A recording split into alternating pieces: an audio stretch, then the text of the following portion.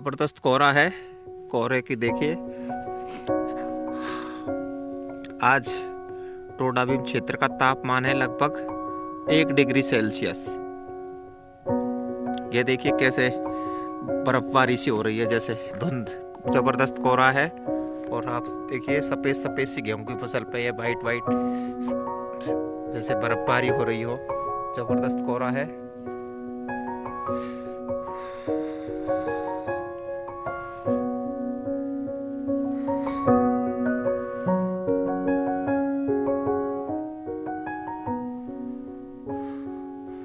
और कोहरे में फसलों की रखवाली करना ही बड़ा कठिन काम है। इस शीतलहर के बीच भी किसान अपनी फसलों को बचाने के लिए रात भर रखवाली करता है जानवरों से। अभी रात के लगभग 10 बजे हैं और अभी हम खेतों में रखवाली कर रहे हैं। आज जबरदस्त ठंड है। मतलब अभी मैं आपको तापमान बता दूं, मेरे गांव का मतलब टोडाभीम तहसील का 1 डिग्री, मतलब यदि 1 से भी कम जाएगा तो माइनस में जाएगा तापमान। और जबरदस्त ठंड पड़ रही है। इस ठंड के बीच किसान अपनी खेतों की रखवाली कैसे करता है, आप सोच सकते हैं। गेहूं की फसल की रखवाली करना बहुत कठिन काम है, क्योंकि इस जबरदस्त कोहरे और धुंध के बीच जानवर भी नहीं दिखाई देते। तारबंदी कर रखी है, फिर भी उन तारबंदियों को तोड़ के आ जाते हैं। झुंड आते हैं 30-30, 40-40 के। इनके चलते फसलों की रखवाली करना भी बड़ा दुर्लभ हो गया है, लेकिन मजबूरी है किसान की।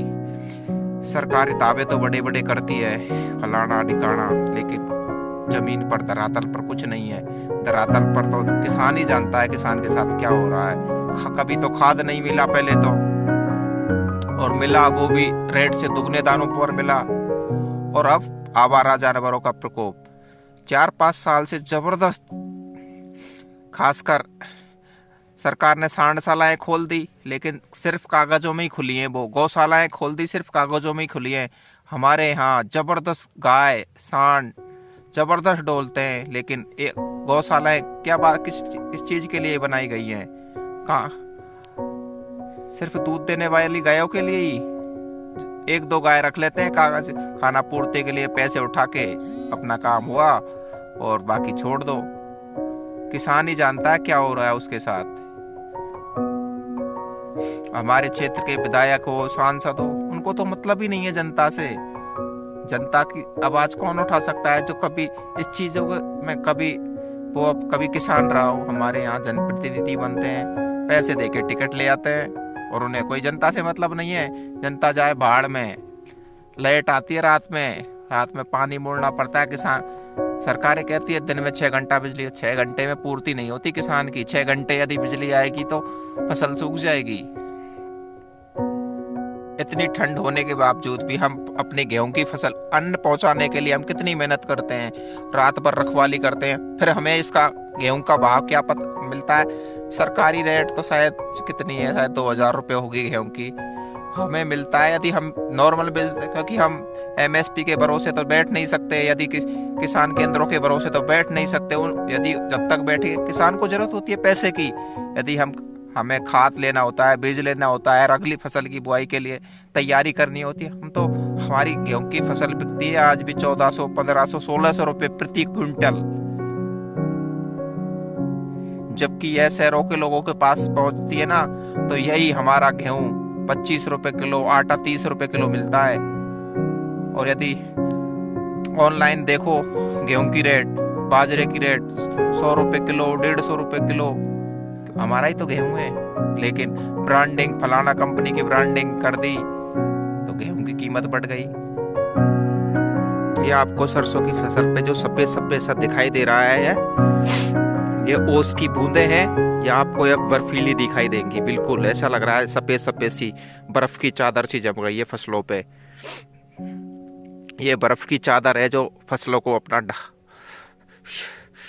आप 1 डिग्री तापमान में ऐसी ही तस्वीरें आपको दिखाई देंगी ज्यादातर। जबरदस्त ठंड के बीच यह एक वीडियो तैयार कर रहा हूँ। वैसे तो मन तो नहीं था, लेकिन अब क्या करें, आपको हकीकत से रूबरू तो कराना पड़ता है कि किसानों की सच्चाई क्या है।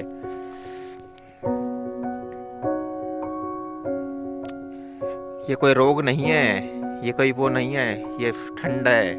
ठंड का असर आप खुद देख सकते हैं कि कितना कोहरे के बीच अपने किसान अपनी फसलें बचाने के लिए अपनी फसल को बचाने के लिए एक ऐसा टेंट नुमा अस्थाई वो बना रखा है हमने भी। ये देखिए इस पे कैसे बारिश की बूंदें हैं और किसान अपना रात ऐसे ही गुजर बसर करता है इन बिस्तरों के बीच, जैसे आम लोग सोते हैं। आम लोग अपने घरों में 3-3 2-2 रजाइयाँ ओढ़ के सोते हैं, लेकिन किसान कैसे सोता होगा इस ठंड भरी रात में, यह किसान ही जान सकता है। किसानों का दर्द किसान ही समझ सकता है, क्योंकि आप देख सकते हैं कैसे बर्फ की बूंदें टेंट को बिल्कुल, मैं आपको हाथ लगा के दिखाता हूँ। देखिए कैसे आप कुछ भी लिख सकते हैं, मतलब ये बर्फ की बूंदें हैं। हाड़ कपा देने वाली ठंड के बीच अपना रात गुजर बसर करता है इन कपड़ों में। ये देखिए आपको कुछ एक्स्ट्रा दिखाई दे तो कुछ नहीं है, बस एक रजाई है और कुछ नहीं है, बस एक रजाई। और अंदर से भी देखिए टपक रहा है पानी, टपक टपक टपक रहा है। सभी को राम राम।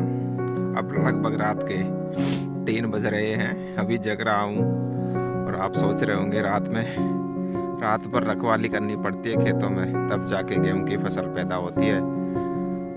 जो अन्न की कीमत नहीं जानते ना, वो कुछ भी नहीं जानते। हम जानते हैं कैसे पैदा होता है गेहूं। लोग बातें करते हैं बड़ी बड़ी, लेकिन अब गेहूं की फसल करना आसानी का काम नहीं रहा है। अब तापमान हो रहा है लगभग 2 डिग्री, जो मैंने अभी फ़ोन में देखा है।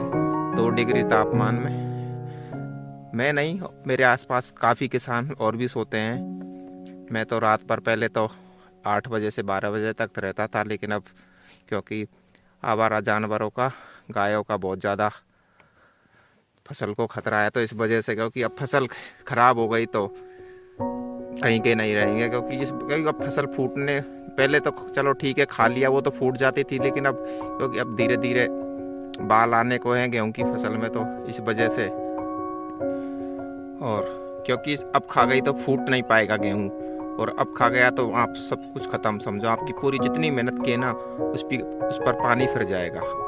इसलिए अब रात भर, अब 1 महीने का और है, जनवरी 15 फरवरी तक तो यहीं रहना पड़ेगा आप खेतों में ही।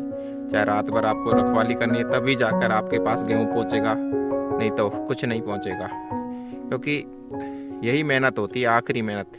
आपने जितनी मेहनत की ना, वो बेकार चली जाएगी यदि अब छोड़ दिए तो।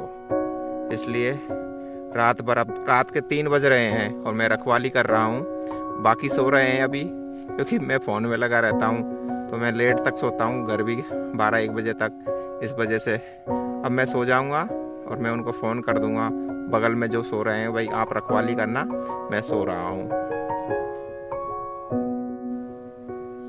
ये चारों तरफ दूर दूर तक आपको गेहूं की फसलें नज़र आएंगी। हमारे यहाँ तारबंदी का भी इतना, जानवरों का वैसे नुकसान बहुत है, लेकिन तारबंदी नहीं करते। तारबंदी से रास्ते बंद हो जाते हैं, इस चक्कर में तारबंदी भी नहीं करते।